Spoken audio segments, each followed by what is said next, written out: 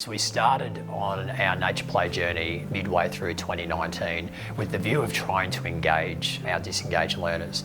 So we're at BERRINBA East Oak School. My name is Steve Kanowski and I'm the principal. Okay, safety sweep's already been done because Mr. Bob was in here before. Okay, grab your vest. Where you go? We had a really well mapped out but a methodical plan that we we're going to roll out throughout the course of 2020.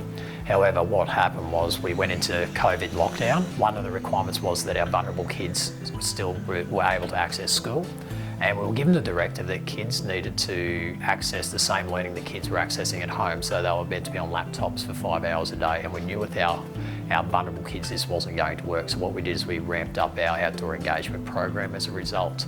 So for the 5 weeks that the school was effectively shut down, our vulnerable kids were coming in and they were engaging in learning through nature, and we saw some significant improvements there. So what we see in the classroom with disengaged students is we see disruptive behaviour, but we also see some adverse social interactions as well, because what our kids do is they sit in there, they get bored because they don't want to engage in the work, and then they try and gain the attention of their peers. So what we find is instead of somebody trying to initiate a conversation with somebody else, they'll walk up and they'll give them a thump in the arm, or they'll give them a kick in the leg, or they'll play a prank on them or do something annoying to get their attention rather than engage in a conversation. Our vision is bringing back childhood. What drives everything that we do here is reflecting on the way that I used to grow up, or we used to grow up in the past, and providing those same opportunities for our kids. So our kids at the moment don't get the opportunity to go out and engage in free, unstructured play anymore because of safety concerns from parents, which are rightly so. So what we're able to do is we're able to replicate what we got from that and what we used to do in a safe environment where those safety concerns aren't there. This year's current prep cohort will be the first cohort that will have been part of our prep transition program, and also having nature play embedded into their curriculum. What we're already seeing is with the social interactions of the kids in that group being far superior than any cohorts previous to them, and how that's evidenced is around behaviour and behaviour referrals coming out of that area. The other thing that we're seeing also is we're seeing some accelerated growth around the use of language in the classroom, and that's transferring into their English results. So what we're seeing is we're seeing more kids actually passing English in prep at the moment than what we have in the past. And what we're thinking is the nature play work and providing a stimulus for kids to engage and talk in a meaningful environment has basically been the cherry on the top, I suppose, around oral language development. So what nature play is basically just going outside and using the resources that are outside to engage in meaningful learning. The benefits of nature play, firstly, is around gross and fine motor skill development. So we've got kids moving logs, moving tyres, manipulating things, planting seeds, those type of things. The second benefit is around assessing risk and mitigating risk by themselves. And what we see in nature play is the role of the teacher isn't so much to be supervising, but facilitating this thought process or this risk-taking process. And the whole idea of that is that we teach kids to mitigate risk and assess risk now, rather than the first time they need to assess a risk is when they're given a set of car keys when they turn 17. And the third one is obviously providing a stimulating environment for rich oral language conversations with adults and their peers. Farm space is where we have our vegetable gardens, and we also have our ducks and our chickens. This is where kids take ownership of a particular patch or of a group of animals. The main benefit that kids get from using this area is the ability to be able to empathise and care for something other than themselves, whether it be a plant in a plant box or whether it be a chicken or a duck. What we're teaching kids is to think outside of themselves and to engage in behaviour that will not only benefit themselves but also benefit others. And the idea around that is we leverage off that skill development to develop social interactions with others. So if you can look after a plant, or you can look after a duck or a chicken, or think around what their needs are, you're going to be able to do the same thing with your friends and your family and so on.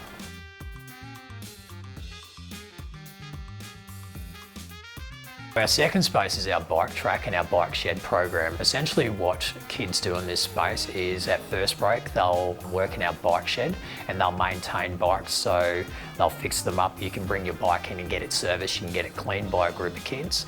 Then at second break, what the kids do is they go and they actually ride on our track. Part of their work is that they're responsible for the maintenance of the bike track as well. So when you go out there, you'll see stop signs, give way signs they've made, you'll see bumps, you'll see mounds, you'll see tyre chicanes and a few different things.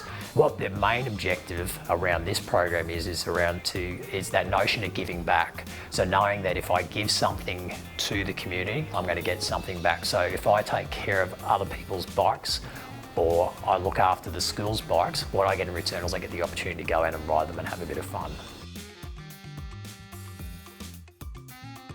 So the third space is our forest space. Forest space was once an unused out of bounds area where kids used to go and hide if they wanted to play up and be naughty. So what we did is we decided to flip the script a little bit and we turned it into our play space. So in our forest, kids are allowed to climb trees, they're allowed to build teepees, they build forts, they play imaginary games in there. So that's what they do on lunchtime. But how we use it for our learning is we've partnered with fish in schools, and we have a fish pond in our forest which has a breed of local fish called rainbow ornate fish. We're building a frog pond in there, and also working with Indigenous elders to name all the plants and trees and understand the local language, well, the names of those trees, but also the uses for them. So we've found what is called a soap tree. So there's a leaf there where you put it underwater and you give it a bit of a rub and you can clean your hands and a few different things like that. Basically what our forest space provides is it provides a very calm, relaxing space. But again, there's the other aspect there is around caring for the environment. So we do have a propagation program. So we've got a regeneration strip that sits in there. And again, it's that notion of giving back to receive something. And it's definitely the centrepiece of our Indigenous education, our Indigenous engagement work. So we have our yarning circle up there as well. So one of the protocols before entering the forest is you go into the yarning circle, give an acknowledgement to country, and it's a spot of cultural significance in our community too. Our final space is our loose parts space. So what happened was we had a tennis court that wasn't being used, and with our tennis court you're going to have a maximum of 4 people who'll be able to play. So what we decided to do is we decided to turn our tennis court into our loose parts space. So in loose parts we have tyres, we have milk crates, we have pallets, we have a whole heap of different things where kids just go in there and construct and build. One of the things I'm most proud about is how well this has been embraced by our school community, both parents and also our teachers, because when you talk about things such as climbing trees or building things, there's a risk associated with that. The risk is minimal, I know what the risk is, but however the perceived risk is quite large. So what we have found is by establishing that vision of bringing back childhood and explaining the fun component of learning to our staff and to our parents, we've found that we've had parents and staff really buy into this to the point that our loose parts play has been entirely created through donations from staff and parents. We were very fortunate enough to be named as a finalist in the Outdoor Queensland's Nature Play Education Award, and this was a huge honour for us because, as I said earlier, this has been probably the first year we've really done this with a degree of intensity. And we were very honoured because the organisations we're up against for this award were highly accomplished. How we got the nomination or we became a state finalist is because we've had some pretty significant data shifts in our school. One of the most notable ones is that we've seen a reduction of acts of physical aggression, both at lunchtime and in classrooms, reduced by 75.5%.